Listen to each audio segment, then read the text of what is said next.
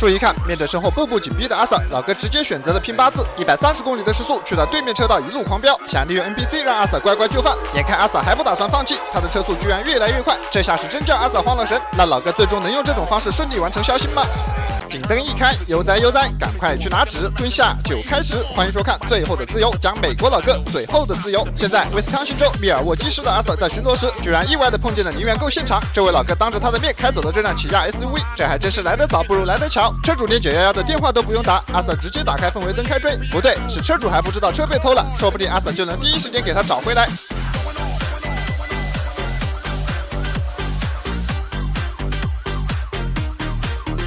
为了保险起见，阿 Sir 还让总台查验了一下车牌，发现车主的照片确实和刚才所见到的黑哥们长得不同，而最主要的是，这黑哥们看上去还像是一个小孩。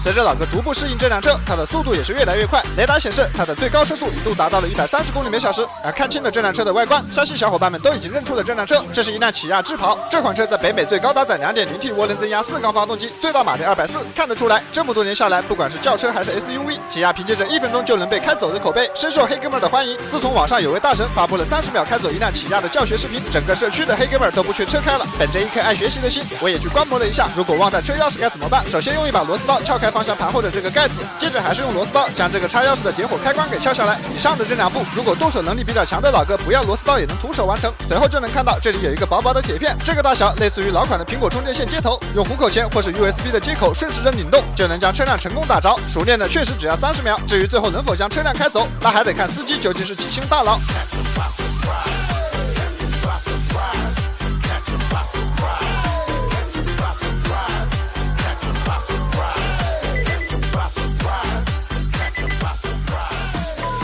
看着身后的阿 Sir 怎么都摆脱不掉，感受到情况不妙，老哥直接去到了对面车道。这一招是许多老哥惯用的一套，虽说风险系数很高，但也确实有效。为了防止 NPC 出现意外，这种情况密尔沃基的阿 Sir 一般不会开得太快。可看着阿 Sir 落后，老哥愈发来了状态，想要一鼓作气拿下这场遭遇赛。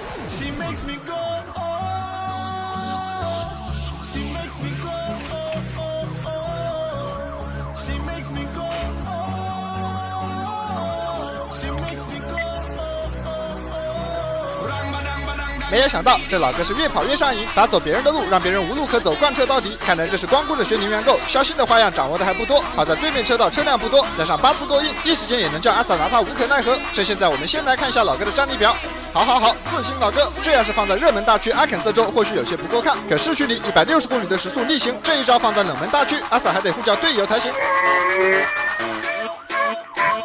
当总台听说开车的可能是个小孩，派出支援的同时，也愈发要求阿 Sir 认真对待，不让 PIT， 也不让跟得太近。如果情况危急，随时取消追捕行动。这样一来，这场对决阿 Sir 就会无比憋屈，只能被动防守，无法主动进攻。那要是这样的话，还不如早点下班，回家试试新买的妙健 R9 揉垂肩颈按摩仪，上边夹揉脖颈，下边揉捏加捶打的模式，每次推荐完都能征服不少老哥。38节优惠力度大，需要送礼的别错过。它的揉垂切换超丝滑，每分钟站立值能达1200下，而且力道够劲，手法精准，再搭配艾灸探热敷，暖后久卧，湿寒全摆脱。难怪是按摩界的大佬，往背后一扣，油门一踩，再有语音播报指挥着，按着阿 Sir 打团也不耽搁。妙档位模式选择也超多，哪里酸的胀了都能 cover。阿 Sir 连去按摩店的钱都省了，日常防护工作做到岗，颈椎病的烦恼全跑光。趁38节现在评论区领券超级入手，精美礼盒，送礼有面，还能帮写贺卡，保价还送运险，售后质保更不用多说。趁着过节送自己送家人都很合适。也不知道是不是猜透了阿 Sir 的计划，转过弯之后，老哥开始变本加厉，趁着大直线没有 NPC， 一脚油门踩到底。随着车速越来越快，两车之间的距离也肉眼可见的变大。雷达显示，老哥的车速一度突破了190公里每小时。不得不说，这老哥是真敢开。看着逐渐变暗的天色，他都没有开灯。如果真的是一个小孩在开，我甚至怀疑他都不知道灯的开关在哪。而面对阿 Sir 如此快的车速，有了总台的叮嘱，他并没有选择硬刚，远远的跟在后面，尽可能给老哥多一点喘息的空间。毕竟总台都已经说了，如果实在丢了，就以后再找。再说了，车主到现在都没打911，看样子也并不急着用车。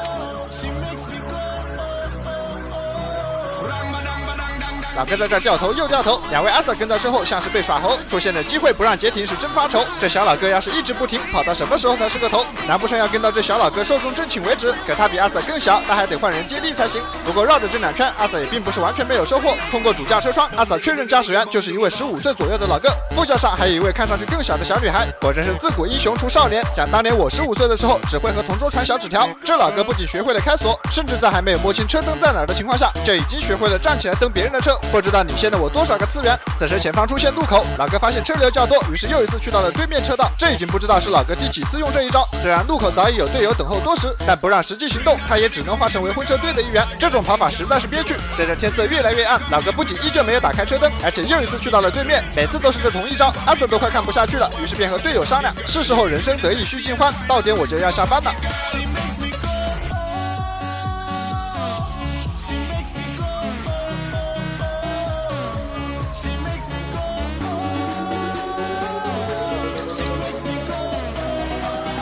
随着老哥在对面车道再次跑到160的时速，阿 Sir 终于关掉了氛围灯，同时向总台汇报放弃追捕。可万万没有想到，关灯不到2秒，老哥就在对面车道撞到了 NPC。好家伙，这是将阿 Sir 折磨了一番之后，还根本不想让他下班。看现场这个结果，几乎是100%的正面碰撞。而事后调查发现，虽然老哥一直在减速，但最终的碰撞速度还是达到了100公里每小时。根据结果来看，可以说是2败俱伤。经过调查，老哥名叫德蒙塔·汉布赖特，16岁，在事故发生后送往了当地的儿童医院，但最终还是重开了游戏。他的副驾上坐着一位12岁的女孩，后座上还坐了一位12岁的男孩，两人均受重伤。事发时3人都没有系安全带，而被撞的 NPC 驾驶的是一辆英菲尼迪，他们车上坐了3位刚刚看完雄鹿队比赛的青少年。虽然系了安全带，但他们3人同样受到了不小的伤害。好在经过救治后，几人都没有重开。而这位16岁老哥的母亲，在收到 NPC 的诉讼之前，就已经对阿 Sir 发起了诉讼。他认为他的儿子只是在错误的时间卷入了错误的事情，他儿子既不是小偷，也不是偷车贼，他有一颗金子般的心，要求阿 Sir 赔偿960万美刀。可还没等阿 Sir 来得及反驳，他的律师便当场让他闭嘴，而这无理的要求也被驳回。最后是时候告诉车主，他的车被偷了。好了，本期的节目到这里也就结束了。